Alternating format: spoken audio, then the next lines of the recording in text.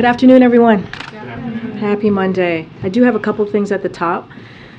So today we mark 7 years since the tragic Pulse nightclub shooting. In the middle of Pride Month in 2016, our nation suffered what was then the deadliest mass shooting in American history.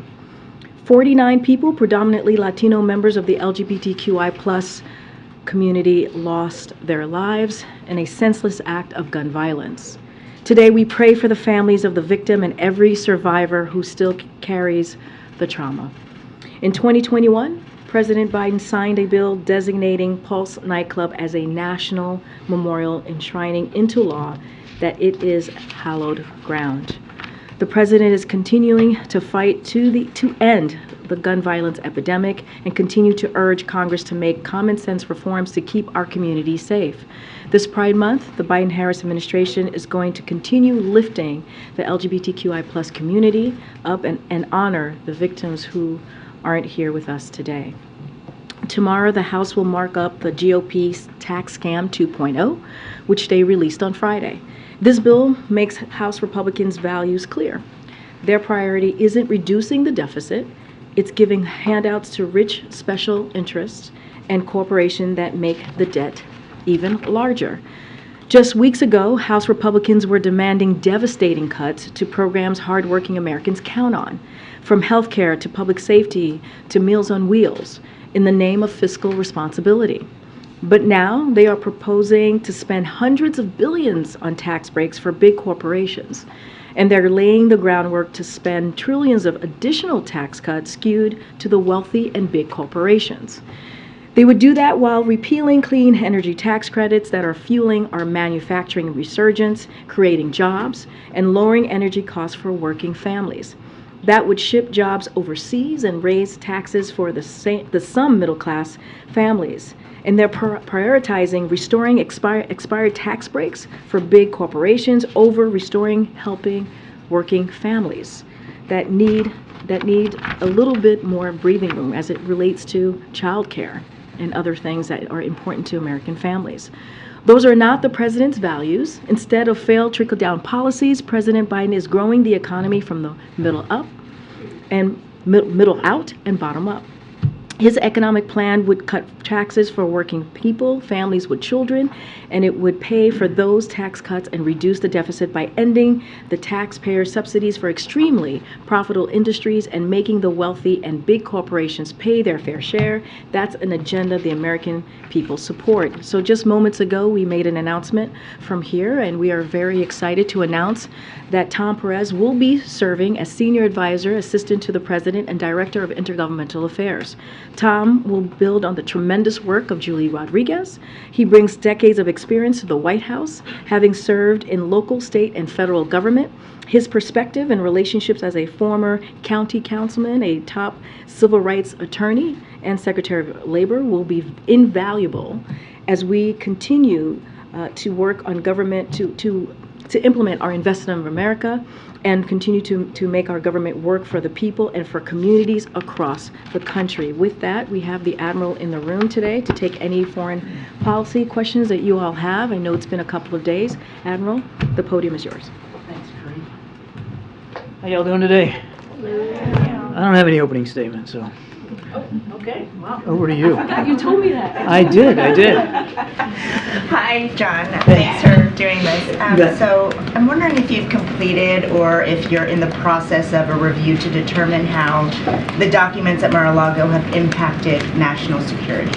Yeah, so I think the Office of the Director of National Intelligence has already spoken to the fact that that they were conducting a national security assessment, and I would refer you to them. I don't have any update on that one way or the other. So today during an interview, Senator Rubio said that there's no allegation that there was harm done to the national security. Does that stand as of now? Again, I'd refer you to the Director of National Intelligence. They are working with the Justice Department on this, and they did say that they were going to conduct a national security assessment. I don't know the status of it. They would be the ones to talk to you about that. Okay, thanks. The administration now says that China already does have this intelligence facility in Cuba. What can you tell us broadly about the threat posed by this facility, and just bottom line, how concerned should Americans be that the Chinese are listening to us from this facility? Yeah, so look, I think you can understand why we're not going to be able to get into too much detail about our own counterintelligence efforts. But as we communicated over the weekend, this is not a new development. That China's been trying to achieve some intelligence gathering capabilities in Cuba and frankly elsewhere in the hemisphere. And that from day one, when we came in, we took this issue seriously. We've taken some steps to try to mitigate the vulnerability of those activities, and we're going to keep doing that. And the last thing I'd say is we're confident that we can continue to protect our nation's secrets in this hemisphere and beyond, and that we can continue to defend the country appropriately. And can you just explain why you didn't confirm all of this when it was first reported last week? You said it was inaccurate, but what was inaccurate seemed to basically be the tense that they, weren't going to establish but had already established this facility. Why wait till Saturday to put this out there? I'm actually really glad you asked that question. I can tell you that we were as forthcoming as we should have been at the time the first stories appeared. There is the sensitive nature of this information is such that we just simply couldn't go into more detail even before the first story appeared to try to better inform that reporting. That's how sensitive this stuff is. We just couldn't be more detailed. And then after the first stories appeared, we worked very, very hard, as expeditiously as we could, with the intelligence community to try to get some context downgraded so that we could provide it over the weekend, and we did that. But we were as forthcoming as we should have been, given the nature of this information. Sadly, not everybody seems to take it as seriously as we do, because clearly there's a source or sources out there that think it's somehow beneficial to put this kind of information into the public stream, and it's absolutely not. And there's a limit even now to what we can say about our knowledge of these activities. And I can just tell you, as somebody who works with all of you on lots of different sensitive stories, I wasn't about, in any way, shape, or form, to violate operational security by talking in any more detail, either before the first story or after the first story. Go ahead, Nadia. Thank you. Two questions, first on Iran and second on Sudan. On Iran, the Israeli Prime Minister is saying that any potential deal between the administration and Iran is not going to be binding for Israel. I know the White House denied the talks, but how will complicate the bigger pictures if Israel actually is not cooperating with you and not on board, and how close do you consult with them? We consult with Israel very, very closely. As a matter of fact, I think coordinator for the Middle East, Brett McGurk, was in the region not long ago and had meetings with Israeli counterparts. We consult with them very, very closely. We have a shared idea of the continuing destabilizing behavior and threats coming from Iran in the region. Again, I'm not going to confirm press reports about deals or no deals. We are laser focused on the destabilizing activity, and it crosses a lot of realms. Not just the nuclear ambitions, but the increasing ballistic missile capabilities, the burgeoning defense relationship with Russia, the support to Russia in Ukraine, the harassing of maritime shipping, the support of terrorist networks in the region. I could go on and on. And we talk with the Israelis all the time about this. We have a common sight picture about these threats. Now, the Israelis can speak for themselves, as any nation should speak for themselves about how they're going to deal with the threat. All I can do is tell you what we're doing. The administration efforts, along with the Saudis, have not succeeded of ending the bloodshed or even sustaining the ceasefire. Is there anything more that can be done to stop?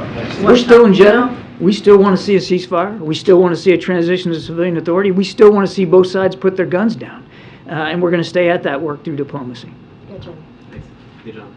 An American citizen, Travis Leak, was arrested in Russia on drug charges. I'm wondering if you have any comment on that arrest and to what extent you are working to determine whether this is a similar wrongful detention case. I don't have a lot more information on the arrest itself. I'd really refer you to the State Department. I know that the State Department is, at least as of my coming out here, trying to get in touch with the family, and they're looking into this case. So as far as I know, consular officers were present at his arraignment and did get a consular visit with him. We'll obviously continue to monitor this and stay in touch with his case as much as possible, but it's just too soon for me to be able to characterize it one way or another. And then I think you asked about a wrongful detention. That's going to be up to the State Department to look at. Was the president briefed on this case? I don't know. I don't have an update on the degree to which the president was updated. And then secondly, President Zelensky has now confirmed that a counteroffensive is underway in Ukraine.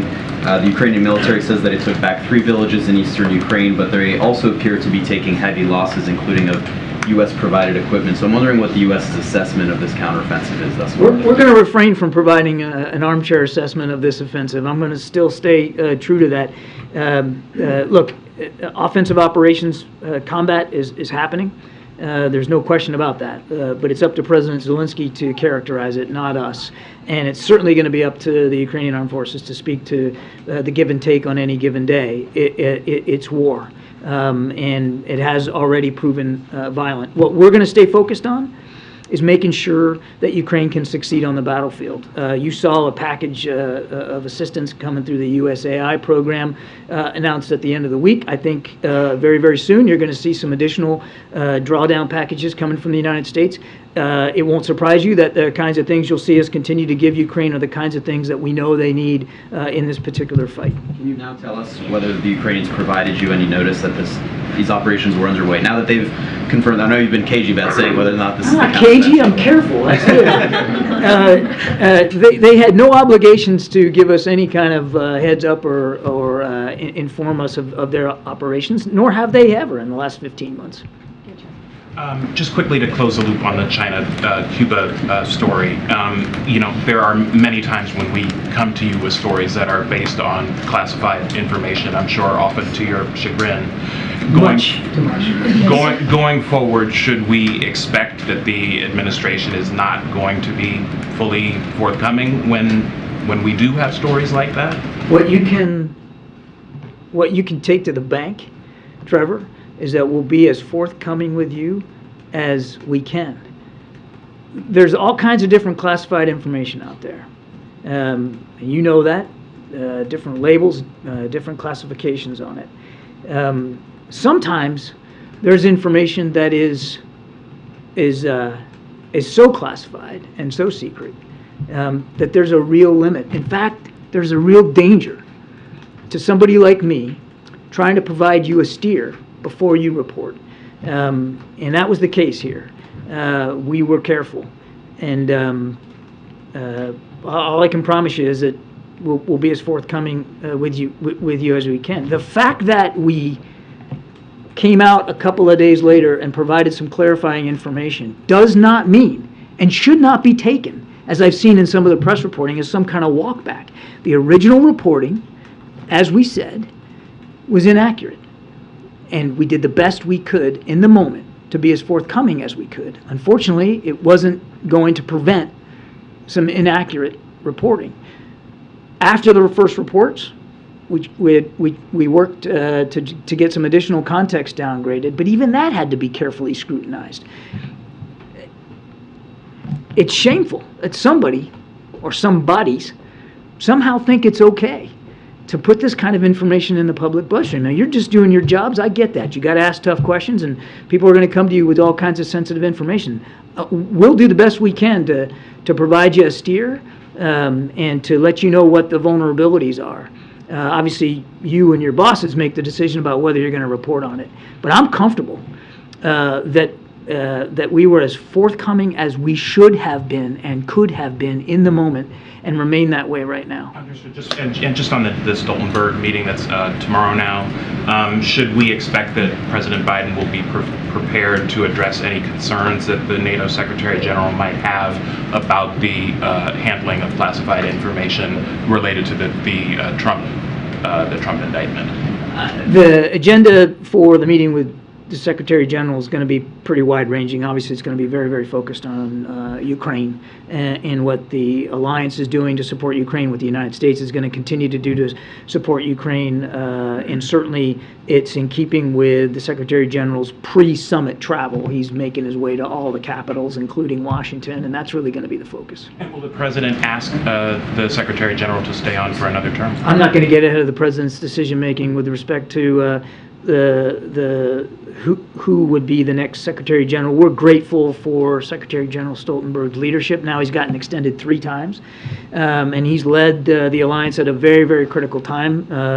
Not least of which, even without the war in Ukraine, it would be a critical time. Certainly in that context, he's just done a superb job.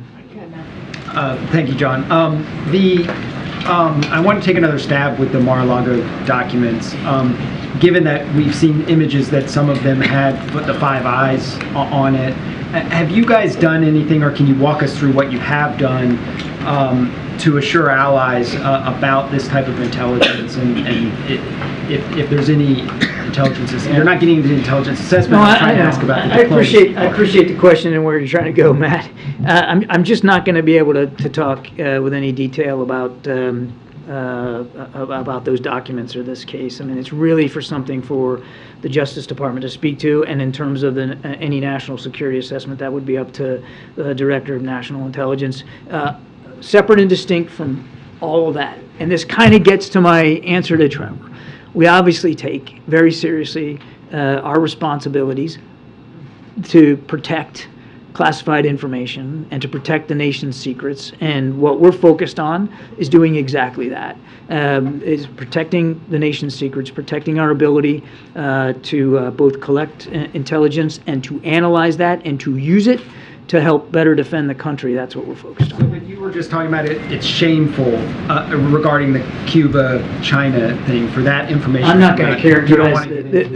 This is really for the Justice Department to speak to. Okay, and then just quickly on the meeting tomorrow with the Secretary General. Can you walk us through sort of where the President is on Ukraine, and whether the President thinks an invitation should be sent for NATO membership to Ukraine? Is there any updates as you guys look toward the NATO summit? Well, without speaking to the conversation with the Secretary General, that hasn't happened yet. Our policy with respect to NATO membership hasn't changed. We obviously still support the NATO's open door policy, and those are discussions that have to be had with all 31 allies, and of course the nation in question here. So we're not taking a position one way or another. I think you know that at Bucharest there was a declaration that made very clear that NATO should be in Ukraine's future at some point in the future. Nothing's changed about that. Are you able to characterize at all what about the initial Wall Street Journal report was inaccurate? No.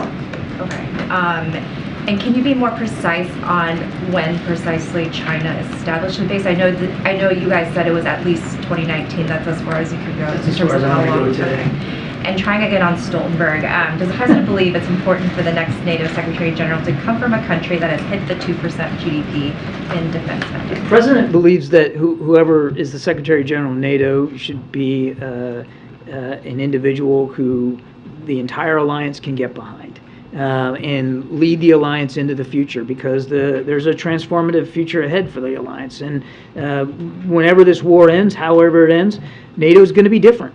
For one thing, it's going to be larger. And Ukraine's going to be different, given the scope of westernization of their military. So whoever the next Secretary General is going to be, again, it has to be somebody that the whole alliance can get behind and can be a transformative leader. I think I'll leave it at that. Thank you. I wanted to follow up on Cuba. Has there been any conversation with the Cuban government about the base or the Chinese trying to... We've made our concerns known.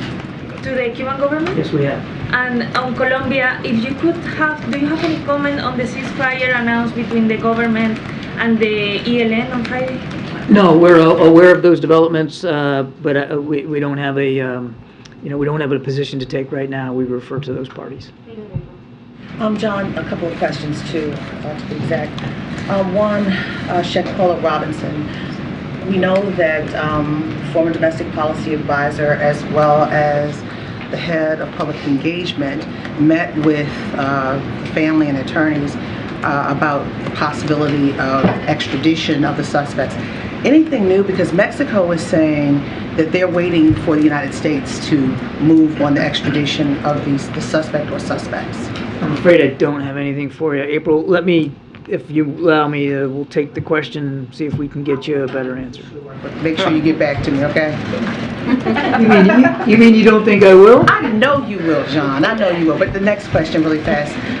As we're in this unprecedented moment, and the White House is very aware, I'm sure the President is very aware, and we're waiting for tomorrow, how would you qualify the mood here, as this is such a serious moment with very sensitive information and a former President of the United States? The President is focused on his tasks as Commander-in-Chief, April. Again, we're going to let the Justice Department speak to this.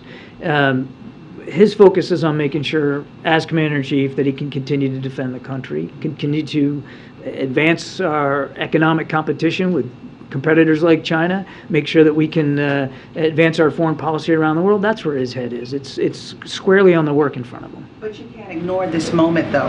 As this president is someone who is a student of history and part of history, to see the person that he was the next in line for to be going through this moment. The President respects the rule of law and the democratic institutions of the United States of America, and takes very seriously his role as President of the United States in advancing that.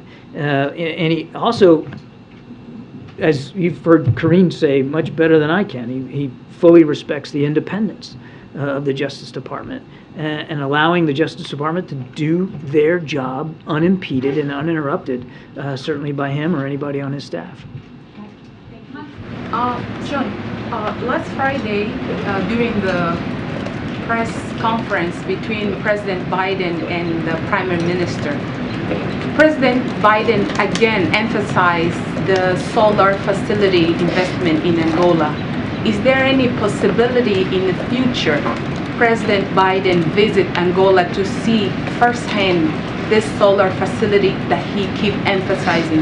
He's very proud of the work we're doing on the continent, and in implementing so many of the things that we agreed to implement at the African Leaders Summit last December. And as you heard him say many times, he does plan to visit the continent. I just don't have anything on the schedule right now to speak to in terms of when and where and what that would look like. John, is there an effort to find the source of the leak on the Cuba base now? Not that I'm aware of. And I guess the reason why this has been characterized as a walk back is that saying that the report was inaccurate left all of us with the impression that this base didn't exist or would not exist. Having heard you saying that you went as far as you could on that, was a reason for your statement at all related to Blinken's travel to China next week? No. And then John Ratcliffe said that the allegation that there was a Chinese spy base in Cuba under the Trump administration is not true. What do you say to that? Not an allegation, true. And our assessment is that the previous administration would have had the same access to that intelligence as we did. Do you think they knew about it? And that's up to them to speak to. They would have had the same access to the intelligence that we would have. when you were briefed on its existence, was the administration told whether or not this information was embraced by the previous administration, or anything had been done about it under the previous? I don't know about what was transferred in as far as the transition between the two administrations with respect to this particular issue. I just don't know. So how should we understand him saying it didn't exist and you guys saying it did? What should we take away from that? All I can tell you is that it's our assessment that the previous administration would have had access to the same intelligence that we did. Now, whether they availed themselves of that access, whether any one individual saw it and others didn't, I can't speak to it. We weren't here at the time. Given the events in Miami tomorrow, we all understand that this administration has tried, or at least this White House has tried, to distance itself from anything related to the Trump indictment. But if this were a different defendant and a different set of facts, there would always be some oversight from the White House for concerns about larger security issues outside of the courtroom, you know, the kinds of event-related things. Is the White House monitoring that in terms of Homeland Security beyond just at DHS headquarters or just at DOJ? So is there the normal interface? And my larger question is, because you're trying to not talk about it, does that make this more vulnerable to not have the oversight from the White House or the resources or the attention to it? Does it make security more vulnerable because the White House is trying to stay out of it? Yep. The short answer to that, Kelly, is no. I mean, look, without getting into the specifics of this case, I won't do that. Of course, we maintain as a routine matter every day. We maintain connective tissue with state and local authorities for any potential of civic disturbances that could turn violent. So that connective tissue still exists. It exists right now. It exists today, and we'll keep it going. But I won't be able to speak with any more granularity about what security precautions might be taking place down there. But as a matter of course and standard procedure, we stay in touch with state and local authorities as appropriate. So the sit room would monitor things tomorrow like it would any other? Like any other issue, we would certainly be paying close attention and making sure that to the degree that federal assistance is needed, you know, that it's provided. But again, I don't want to go beyond that, and I don't want to speculate about what might or might not happen tomorrow. A few more SB in the back. Yeah, thanks, Admiral. The administration, like all administrations, share information for oversight with the Gang of Eight. There are two members of the Gang of Eight so far that I've seen. One of them who says what happened with the documents of Mar-a-Lago is really not a big deal. Another one says it's okay because there's a lock on the bathroom door. So is there a reason perhaps to have a discussion with some folks on the Hill about stuff? Is there a reason to have a conversation with people on the Hill about stuff? Look, I appreciate where you're coming from. I appreciate where all of you guys are coming from on this. I'm just simply not going to talk about this ongoing case. That is really for the Justice Department to speak to, and I'm just not going to be able to go beyond that. Thank you. Thanks. I have tried to keep a follow-up, and that's some Iran questions. So does this mean that Secretary Blinken's trip is still on, and does this just change You'll any have of to talk the... to Secretary Blinken and the State Department. Does this change any of the priorities or the objectives? It doesn't change. Look, I won't speak to his travel or plans. That's for them to speak to. But nothing's changed about the fact that we understand the bilateral relationship with China is tense right now. And nothing's changed about the fact that the president wants to keep the lines of communication open with the PRC. Some of the, and we talked about this last week, some of the important lines of communication, military to military, are not open. And we want to get them back open. So all of that still tracks. But as for whether this recent reporting out of Cuba is going to affect Secretary Blinken and his travel plans, I would not expect so. But again, I would let you speak to the State Department to talk about that. Iran, I'm sure you know the president of Iran is doing a tour of Cuba, Venezuela, and Nicaragua. Just your reaction, your thought on, you know, what he can achieve there and how the U.S. might be countering whatever he's trying to achieve there. And then also... I'm sorry, who is traveling? The president of Iran. And then just on the report that China supplied some drone ingredients to Iran to be sent to Russia. Is there any veracity to that report? Is that true? And if so, what can... I cannot confirm that reporting. And as for the president's visit to Central America, they can speak for their travel habits and their agenda. We don't ask countries in this hemisphere or any other to choose who they're going to associate with or who they're going to talk to or who they're going to allow to visit. That's for them to speak to. We're focused on our own national security interest in the region. Thank you. I mean, look, I can't speak to the agenda or what he's doing or what he's going to meet with. Are we concerned about Iran's destabilizing behavior? You bet we are, and we have and will continue to take steps to mitigate that behavior. Admiral, you were talking about the close coordination that the White House has with the Israeli government. Can you confirm reporting that the Israelis have spoken with the White House about intentions to announce later this month about the building of thousands of new housing units in the occupied West Bank? I can't speak to that. I don't, I certainly wouldn't be in a position to confirm reports of that nature, except to say we have long made clear our concerns about additional settlements in the West Bank, that we don't want to see actions taken that are going to make a two-state solution that much more difficult to achieve. We don't want to see steps taken that only increase the tensions, and we've been very clear about that. Nothing's changed about our policy. Would the White House consider using any of its leverage to discourage a plan of this nature? For example, limiting military aid, anything of that nature? Suggesting to Congress, perhaps, that be something it would consider? Again, nothing's changed on our policy on settlements, and let's not get ahead of where we are right now. Okay, just a couple more minutes. Thanks, Karine. What does Ukraine need to accomplish in its counteroffensive for it to be considered successful by the U.S.? That is a great question for the Commander-in-Chief of the Ukrainian Armed Forces, President Zelensky, to determine what his objectives are and what he wants to achieve. What we're focused on, what our objective is, as I said earlier, is to make sure that he and his troops have all the tools, capabilities, training that they need to be successful. That's what we're focused on. Is there some action that stops short of full membership in NATO that the U.S. and its allies could take in Vilnius that would satisfy President Zelensky's concerns? Well, again, you have to talk to President Zelensky about that. Again, nothing's changed about our support for NATO's open door. Those are decisions that have to be made by the entire alliance and the country in question. However, we have talked about, and we are continuing to talk to the Ukrainians about some of their long-term defense needs and what that needs to look like going forward. Because at some point this war is going to end. Don't know when, don't know how, and we don't know what it's going to look like. But Ukraine is still going to have legitimate security needs with a long border with Russia.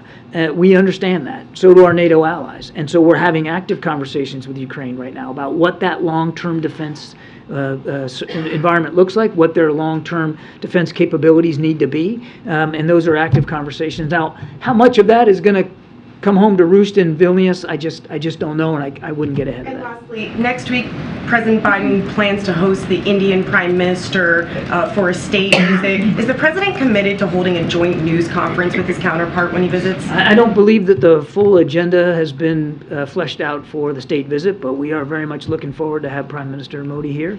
As you know, the United States has a significant defense partnership with India and terrific cooperation inside the Quad, across the Indo-Pacific with India. There's a lot to talk about. We're looking forward to the visit. Thank you so much. So the Messenger has a story today saying that the administration is drafting plans to evacuate U.S. citizens from Taiwan. Can you confirm that? And does it mean that, according to your assessment, the situation there could escalate sooner as predicted? Yeah. So look, as you know, it's not routine for it's not routine U.S. policy to evacuate private American citizens from areas of conflict. And there's no indication at this time that current conditions in Taiwan would warrant any reconsideration of that policy. As always, we take our responsibility for the safety of our citizens and personnel seriously, wherever that is, all around the world. And we have routine procedures in place to make sure that we're prepared for any type of emergency. We could just take two more minutes. Thank you, Karine, and thank you, John. I have two questions about South Korea, China, and Russia. First question, China's ambassador to South Korea, Xin Haiming, said that South Korea would regret it if China loses. And he also criticized that if South Korea sided with the United States, it would regret it. Do you see this as an attempt to retaliate against South Korea? And second question on Russia. Russian President Putin would deploy tactical nuclear weapons in Belarus next month. Do you think this will affect the international crisis and the increase in North Korea's nuclear threat? Thank you. Okay, Jamie. Look, on the first question, I mean,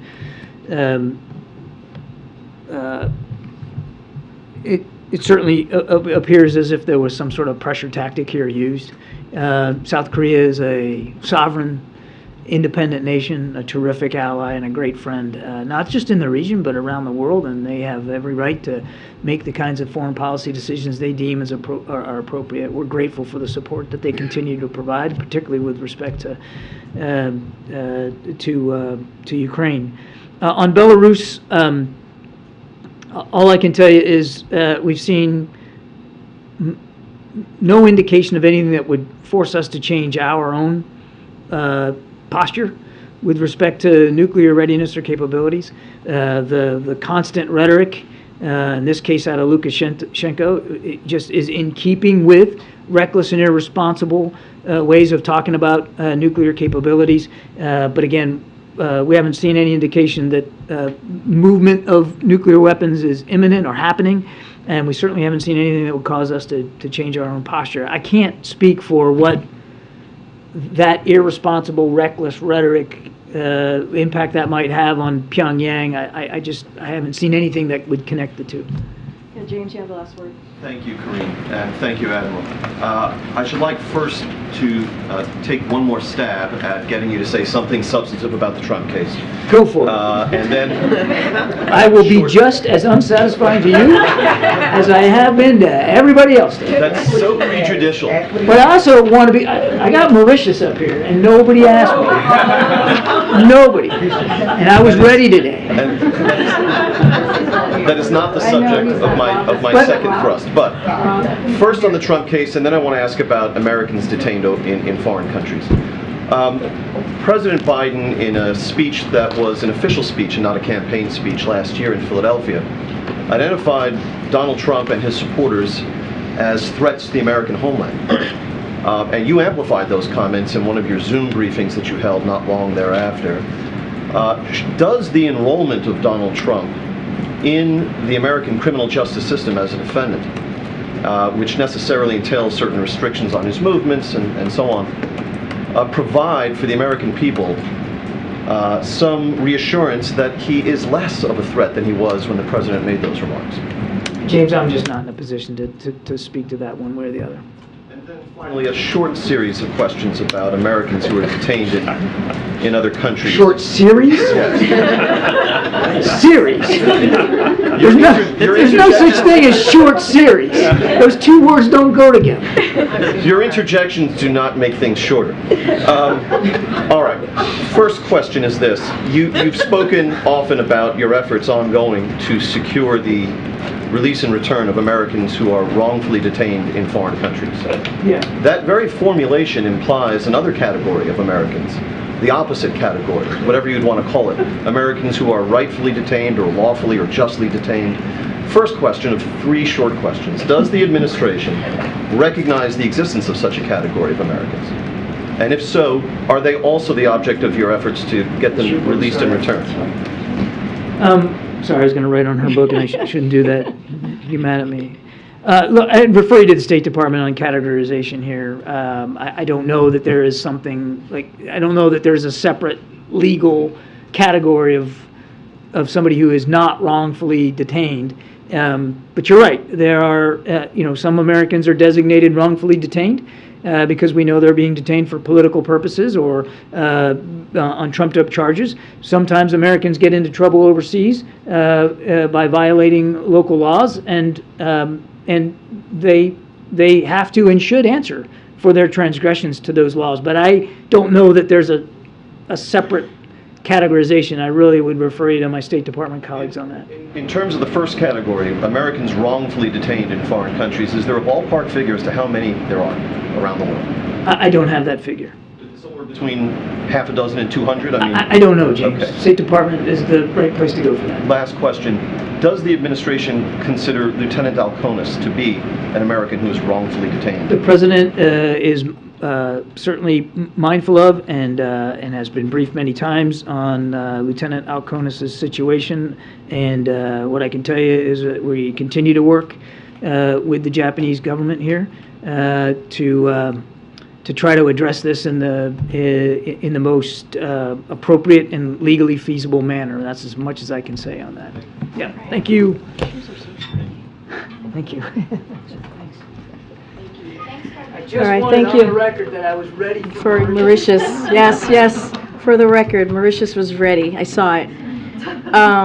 Okay. I guess whatever you all have left. Not much, I'm sure. Has the root canal procedure been completed by this point? Can you confirm that?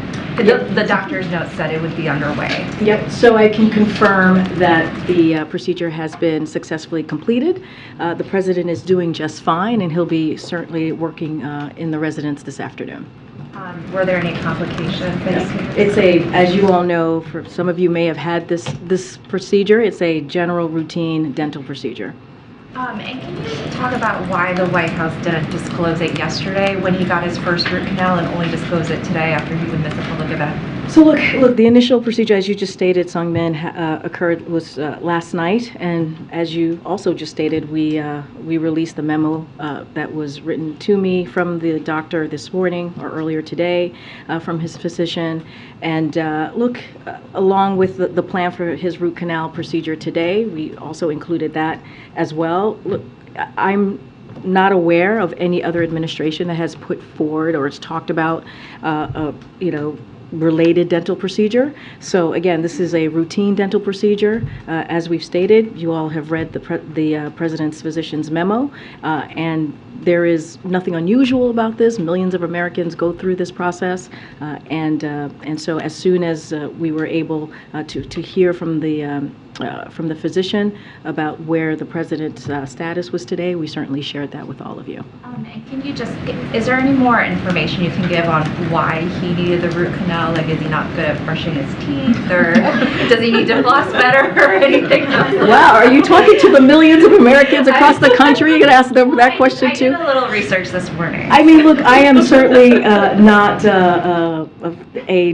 dentist by any means, so I cannot speak to what leads to a root canal. I know that it is a regular dental procedure. It is not uncommon. What I can certainly tell all of you, and I think we've said this, you all know this already, we've shared this, he was not put under general anesthesia. The 25th Amendment certainly was not invoked, and he received local anesthesia for the procedure, so I can certainly share all of that. As far as the health of the president's teeth, I cannot speak to that.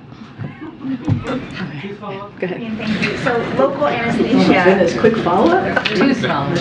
Oh, tooth follow-up. Cute. So the local anesthesia. Everybody's a little giddy today. I know. What is happening? It's like Friday vibes. I know, not Monday afternoon vibes. But on the tooth, can you describe sort of the local anesthesia? What exactly does that mean? What was the president's demeanor, his ability to govern as he was getting this root canal that made you decide not to invoke the 25th Amendment? So, gosh, I hope you guys, I should never get a root canal here, because then I could see the judgment that coming my way. Look, all I can say. Thank you, Mr. Tewitt. So it's a routine dentistry. There's nothing unusual about this. We wanted to share as much as we can. So clearly he wasn't under general anesthesia. He was under local anesthesia. And so, as you know, it's a numbing medicine for the local area, which does not have any broader effects. And so, just to give you and everyone else who's listening in or watching a little bit of that detail. And the president is now. He went through the procedure. It started clearly last night. He went through the procedure today. It's successfully completed. He'll be in the residence working this afternoon, and that's the best that I can say. I have never gone through a root canal, so I'm sure others who have gone through that process can actually share more of what that's like. But again, this is something that Americans just across the country, go through. Many of them do, and it's routine, and he is fine, and it was complete. Is he allowed to talk after the procedure? Honestly, I have not spoken to the president, so I cannot say if he's... for the root canal. Oh, well, have you had a root canal, April? So there you go. Root canal. So you want to share? You want? Okay, yeah. Go ahead. Local anesthesia, nothing. Local, shock. That's it. Okay, there you go. And I wasn't allowed to talk. Oh, well, there you go. Thank you so much, April. Go ahead. Okay. On the Trump docs, this is not a Oh, graceful segue, okay. but Different segue here. Given the severity of the case that a former president was charged and the sensitivity of the documents, are you concerned that the intelligence review has not been wrapped up yet? I mean, shouldn't it be expedited? And what can you share with the American public about, whether national security was threatened or not? So look, I'm not going to, as you've heard from my colleague moments ago, I'm not going to speak directly to the case. What I can say, and also the Admiral spoke to, the national security pieces of this, certainly not going to go beyond what he stated here at the podium. What I can say, and you've heard us say this over and over again, this is a president that respects the rule of law. This is the president that wants to make sure and has proven that to be in his actions, to make sure that the Department of Justice is truly independent. And and he said that during the campaign, he's restoring certainly the integrity of the Department of Justice, and that is something that's important to this president. And I'm going to just leave it there. I'm just not going to speak to the case at all, or comment on the case, and so I would refer you to the Department of Justice on anything specific, or ODNI on the national security aspect of this. Okay. Thanks, Karine. Thanks, Karine. CPI is supposed to come out tomorrow. Oh, that's right. Yeah, I was just wondering, there seems to be a bit of a debate on Wall Street about whether it's going to come in hot or softer than we've seen, and I'm just sort of curious what expectations are here at the White House. So I know it's coming out tomorrow. Certainly not going to, predict from here. As you know, and you've heard us say this many times before, we believe that the plans that the president, the economic policy plans that the president has put forth, and also as it relates to the historic pieces of legislation that has passed under this president, certainly has helped the economy get it back on its feet. Annual inflation, as you've heard us say, has fallen for 10 months in a row, down more than 40% since last summer. So that is incredibly important as we talk about lowering costs. And look, in addition, the president has taken this very seriously. When he looks at his economic policy, at the number one thing that he wants to do is continue to lower costs from the American people. Hence, as I just mentioned, the historic pieces of legislation, Inflation Reduction Act, does that with energy, does that with healthcare costs. And so certainly that is going to be something that the president's going to focus on when CPI numbers come out tomorrow. I'm sure, as we always do, our economic experts will look into it, will go into the data, and certainly we'll have more to share tomorrow. And I just wanted to ask about your topper. You're, I think we could say, very critical of the Republican tax proposal.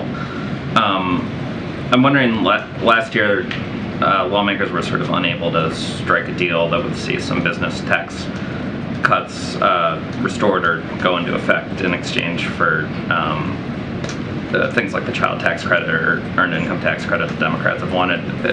Should we read your comments at the top as you guys think that the Republican proposal is sort of so far out there that you're not going to see a deal this year, or do you see a potential negotiation So this it's fall? a very good question. Look, the way that we see this process, the way that the president sees this is like he's always open to a conversation about lowering the deficit. Absolutely. That is something that the president wants to do. We talk about bipartisanship a lot. He has signed more than 350 pieces of legislation that were indeed bipartisan. Most recently, as you all know, the budget agreement that was critical in making sure that we did not default for the first time ever in the country's history.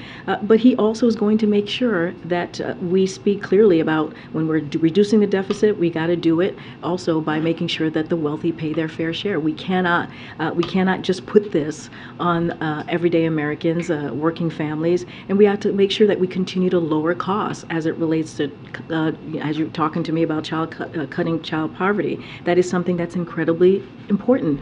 But unfortunately, we see that, and I said this at the top, that Republicans are more interested in trickle-down economics, and that is not what this president is for. we want to have the conversation. We do. We want to have the conversation about lowering the deficit. Budget agreement that we just signed does that by $1 trillion, and that was in a bipartisan way. So let's continue to have those types of conversation on how we can really deliver for the American people, lower cost, and make sure that the wealthy pay their fair share. Just to very clearly pull it though, would a tax deal have to lower the deficit for the White House to sign off on it? Because, if business taxes are cut and earned income tax credit or child tax credit come in, most likely that will in combination raise the deficit, but it might have sort of positive effects. Well, that's why we say lowering the deficit and making sure the wealthy pay their fair share, right? I think that's why we say those things in conjunction, because we think that's how you really move forward with that type of policy in a fiscally responsible way. That's what the president is about, doing things fiscally responsible, and you see that in his actions, you see that in his economic policy, right? We did it in a fiscally responsible way. I think that's a bless you for the person back there.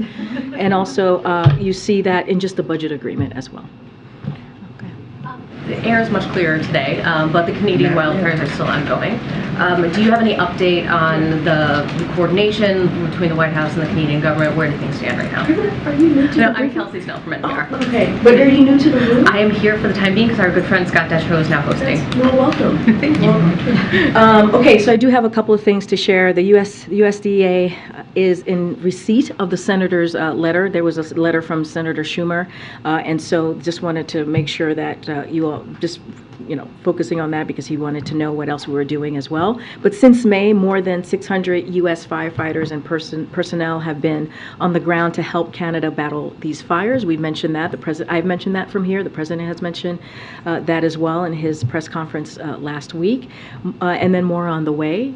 President Biden has also directed the National Interagency Fire Center to respond promptly to any requests from Canada for additional firefighters and the fire suppression equipment, such as air tankers. So we are continuing to be in touch with the Canadian government. We also spoke about, I think the president said that at the top of his press conference last week on Thursday, that he spoke directly to the Prime Minister as well, offering up our resources, offering up assistance. And so this is, again, it has been happening since May. The president has been regularly briefed. We have certainly provided resources, personnel, firefighters, and so we are at the ready to assist if there is any additional help that is needed from Canada, for sure.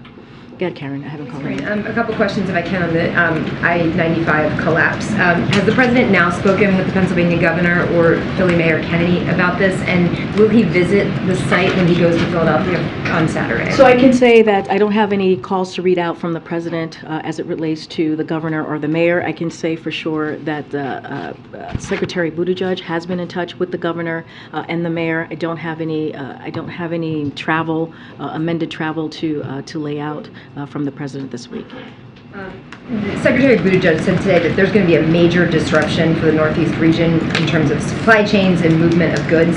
Is there something the federal government can do, something that's been learned from previous supply chain challenges and disruptions to ease issues now in that area over the next couple of months? So it's a really good question. What I can tell you is that as I mentioned, we are certainly prepared to offer any federal support. The FHWA, which is the Federal Highway Administration administrator, will be administrator, something like that, will be in Philadelphia today on the site to kind of take a look at exactly what happened with the collapse. And so he certainly will be, kind of investigating, taking a look. And so, look, this is why the bipartisan infrastructure legislation is so important. This is why the president fought so hard for it. As I was asked about, can we do things in a bipartisan way? Not really asked that way, but I laid out that, this is something that the president really wants to do. And so that law is going to address crumbling roads and bridges across the nation. And let's not forget broadband and so many other things that's important to communities across the country. So with that law, I think that we can hopefully be in a place where we are addressing these types of issues in a real way. But again, the administrator is going to be on the ground today. Is going to take a look at exactly what happened. I don't want to get ahead of that. Okay. Thanks, Karine. Do you have any reaction to the death of Sylvia Rose? of, Silvio Berlusconi. oh, yes, I do have something to share about the Italian, the former, I do have something here. So, the former Italian Prime Minister. So we extend our condolences, certainly to the former Prime Minister's family and friends, and to the government and people of Italy upon his passing. Italy is a long-time friend and ally of the United States, and the Prime Minister worked closely with several U.S. administrations on advancing our bilateral relationship. We stand with the people of Italy today as they mark the passing of their former Prime Minister. Yeah, Jeremy. Thanks, Karine. I understand that you're not going to address the indictment of the former president directly, but I wanted to ask you about some of the rhetoric that has emanated around it. And in particular, several Republican lawmakers and presidential candidates have talked about this idea that the federal government, in this case the Justice Department, is being weaponized against the president's political opponent. And so I wonder what you can say to Americans whose faith in the Department of Justice, in its independence, in its nonpartisan nature, may be shaken. What would you tell those folks? So two things. I think two things I want to say in answering your question, Jeremy. The first part is, and I just stated this earlier before, and because the president has said this, we have said this from this administration, and I want to be careful that I'm not going to speak to the case directly, this is a broader statement here. The president respects the Department of Justice. He respects the rule of law. He has said this during the campaign. He has said this multiple times during the last 2 years in this administration. And we want to make sure, he particularly wants to make sure that we restore the integrity of the Department of Justice, that we do not politicize the Department of Justice. And, that is something that he's going to continue to do. That is why when I'm asked about the specific case, anything related to that case, we refer to the Department of Justice, because we are not going to politicize it from here. The president's not going to politicize it from here. And we're going to be certainly very, very, very diligent and very straightforward about that. The second part that I do want to say, you didn't really ask me, but as it relates to what we're hearing, the criticism that we're hearing, look, and this is a little bit, there's a theme here of what we've been talking about, at least the last couple of questions. This is the president that wants to get the job done for the American people. He wants to lower cost. He wants to make sure that we deliver for American families, for American workers, for American people. And that's what he's been doing the last 2 years. And so he would love to work in that, good faith, with congressional leaders, Republicans across, Republicans in the House and the Senate, to do just that, continue to create jobs, continue to build on the successes that we've seen the last 2 years as we talk about the economy, continue to make sure that we're strengthening Medicare, Social Security. Those are the things that the president really wants to do, and he wants to do that in a bipartisan way, and that's going to be our focus. That's what the president is going to continue to focus on. So in addition, though, to attacking the integrity of the Justice Department, some of the former President Trump's allies have also talked in pretty bellicose terms about what's happening. Congressman Andy Biggs said we've now reached the war phase, saying an eye for an eye. Steve Bannon said we're at war. Carrie Lake suggested that President Biden, the Attorney General Garland, and the special counsel would have to go through millions of gun-owning Americans to get to the former president. Do you have any response to that kind of rhetoric, and what danger do you think it presents in our country? So look, what I will say is what I just kind of reiterated, what the president's focus is on. He's focusing on delivering for the American people. As it relates to any kind of protest, we have said this before, we have said this in other iterations of this, is that we are always prepared and don't want to speculate from here. And I think the Admiral kind of stated this as well, as how we just function on a day-to-day basis.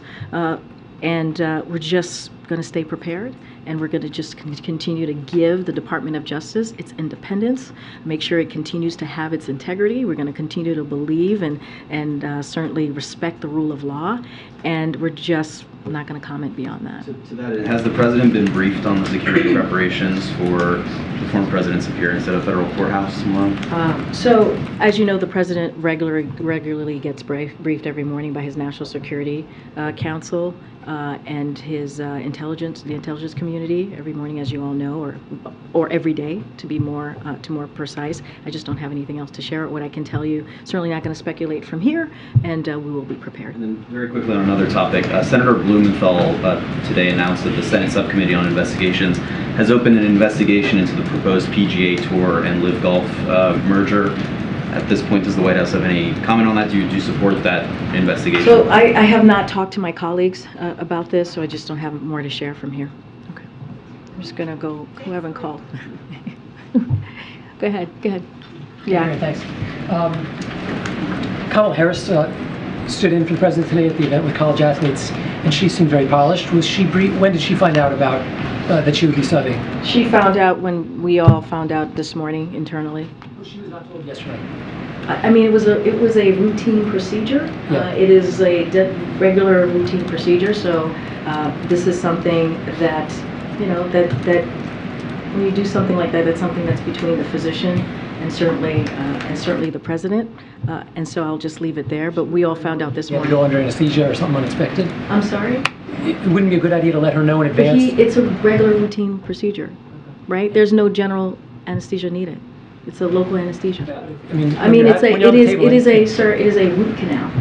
Millions of Americans go through this. There's nothing mysterious about it. It is a regular thing that many people go through. Understood. And back on the indictment, Jack Smith, he encouraged really any American to read it. Has the president read it? I'm just not going to comment on anything related to that. Go ahead, Joe. Karine, thank you. Has the White House had any progress or made any progress on getting Senator Tuberville to back off his hold on these dozens and dozens of senior military officials who can't be confirmed by the Senate because of Senator Tuberville? So look, I've talked about this many times and how dangerous what the senator is doing. I would refer you to the senator directly and ask him those questions about why he's doing this and what his next move might be. I just don't have anything else to share from here, but certainly we have talked about our disappointment in his reaction to getting our nominees forward, which are incredibly important for the American people as we talk about national security, as we talk about moving the agenda forward. Yeah. Okay. Go ahead. Jared Bernstein's vote in the Senate is expected this week.